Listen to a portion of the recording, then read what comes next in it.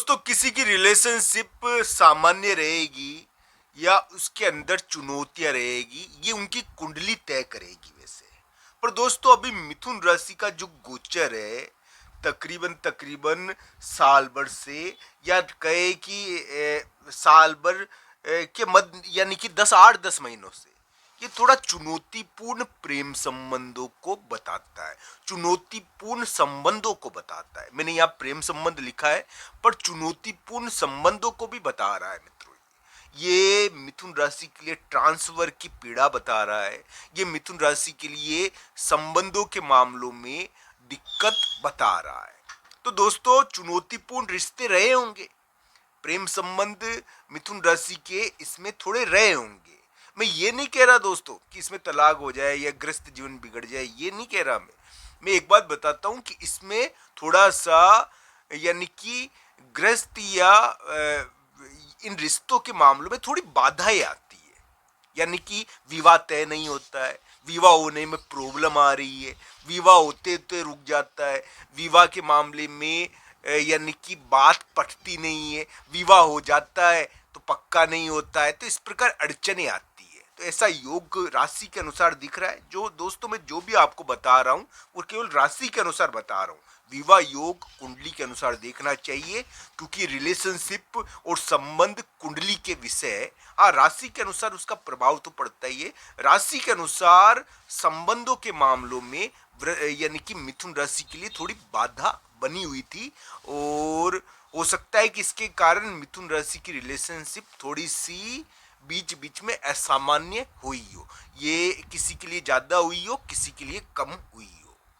तो दोस्तों मिथुन राशि जो लोग हैं जो अविवाहित है, उनकी शादी कब होगी, उनका विवाह का योग कब है, आज मैं इस बारे में आपको महत्वपूर्ण बात प्रकाश डालूंगा इस चीज पर। अगर मिथुन राशि की कोई वाले जातक जिनकी रिलेशनशिप टूट गई है, बहुत सारे ऐसे भी होंगे जिनके रिश्तों के मामलों में वो अकेले रह गए हैं, तो उनके रिश्ते वापस कब सामान्य होंगे, क्या होगा उनकी रिलेशनशिप के मामले में, उनके चुनौतीपूर्ण प्रेम संबंध कब ठीक होंगे, इस बारे में आज हम बात करेंगे। दोस्तों एक बात बिल्कुल तार्किक है और आपके सामने मैं बता दूं, बृहस्पति अभी क्या है कि बुरे चल रहे हैं मिथुन राशि के लिए, और तकरीबन तकरीबन साल भर से चल रहे हैं। तो ये मिथुन राशि के लिए थोड़ी चुनौतीपूर्ण प्रेम संबंध, ग्रस्त जीवन के मामले में थोड़ी बाधा डालना, शादी पक्की होने में प्रॉब्लम क्रिएट करना, शादी होने में थोड़ी अड़चन डालना, ये चीजें ये करते हैं। तो इस प्रकार की चीजें ये करते रहे होंगे। तो दोस्तों कुंडली अगर जिनकी अच्छी है उनके लिए सामान्य कार्य हो गए होंगे।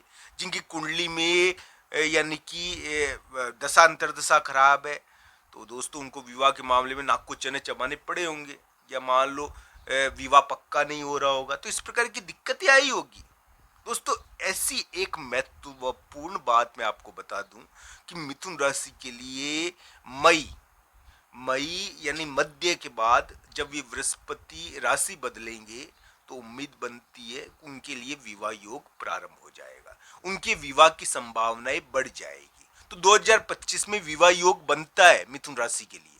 हाँ, कुंडली के अनुसार इनको सबको जांचना चाहिए इस ग्रह स्थिति को, क्योंकि जो भी मैं बता रहा हूं ना वो राशि के अनुसार है। तो दोस्तों राशि के अनुसार मिथुन राशि के लिए विवाह बाधा का थोड़ा योग चला था, रिलेशनशिप के मामले में थोड़ा दिक्कत के योग चले थे, और रिलेशनशिप या संबंधों के मामलों में न चाहते हुए भी यानी कोई ना कोई बाधा आई होगी। तो ऐसा योग चला था।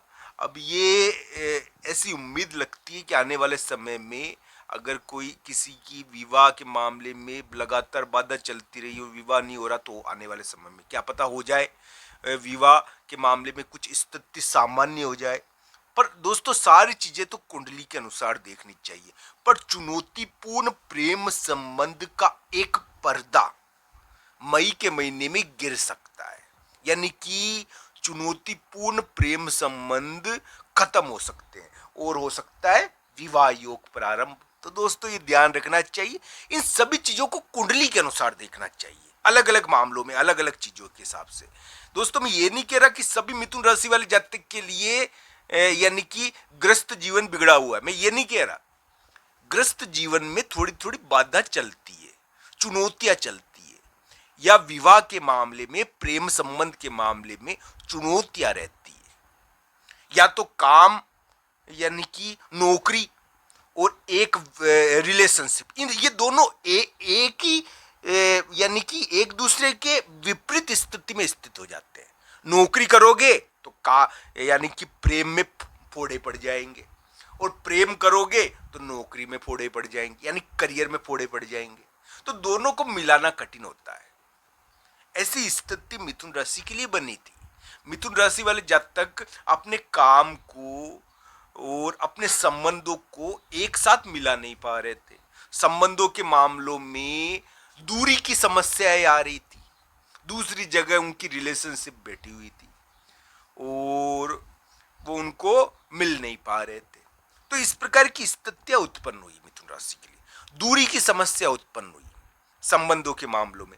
जो यानी कि अविवाहित मिथुन राशि वाले जातक जातिका है, जो भी अविवाहित लोग हैं, उनके लिए ऐसी स्थिति उत्पन्न हुई कि उनका विवाह प्रस्ताव और विवाह के मामले में स्थितियां थोड़ी सी असामान्य बन रही है। यानी कि विवाह पक्का हो गया तो टूटने का डर, दूसरी जगह बहुत दूर विवाह हुआ पक्का, साथ ही साथ इसमें या तो यानी कि विदेश में विवाह योग बना हुआ था ये मिथुन राशि के लिए, या तो विदेश में विवाह योग बनता है दूर बैठे व्यक्ति से, और दूर बैठे व्यक्ति से विवाह योग नहीं बनता है, पास वाले से बना तो फिर क्या होता है कि उसमें अड़चन आती है। तो इस प्रकार विवाह होने में दिक्कत आ रही थी। तो इस प्रकार का योग बना हुआ था दोस्तों। ये अलग अलग प्रकार से आपकी कुंडलियों में देखा जाना चाहिए। मैं ये नहीं कहूंगा दोस्तों कि सभी मिथुन राशि वाले जातक के लिए चुनौतीपूर्ण प्रेम संबंध रहे हैं, पर दोस्तों प्रेम संबंधों के मामलों में या संबंधों के मामलों में चाहे 10% ही मान लो किसी के कुंडली में अगर अच्छा योग है संबंधों के मामले, तो 10% ही चुनौतियां रही होगी, पर चुनौतियां आई थी। किसी के बहुत ज्यादा आ गई, जिनकी कुंडली में यानी कि दशा अंतरदशा भी खराब है या कुंडली में भी योग है। तो दोस्तों चुनौतीपूर्ण प्रेम संबंध का योग मिथुन राशि के थोड़ा बना था, और अब आने वाले समय में हो सकता है ये खत्म हो जाए, क्योंकि थोड़ा राशि कह रही है कि ये खत्म होंगे। पर दोस्तों ये ध्यान रखना चाहिए मई में ये थोड़ा खत्म होगा चुनौतीपूर्ण प्रेम संबंध का योग। पर दोस्तों ये खत्म होगा या नहीं होगा चुनौतीपूर्ण प्रेम संबंध का योग, ये आपकी कुंडली ज्यादा बताएगी। तो कुंडली के अनुसार इस चीज को देख लेना चाहिए। ये अंतिम नहीं होता है, राशि का प्रभाव एक हद तक ही होता है। तो ये जान लेना चाहिए। आप सबका धन्यवाद मित्रों। हर हर महादेव मित्रों।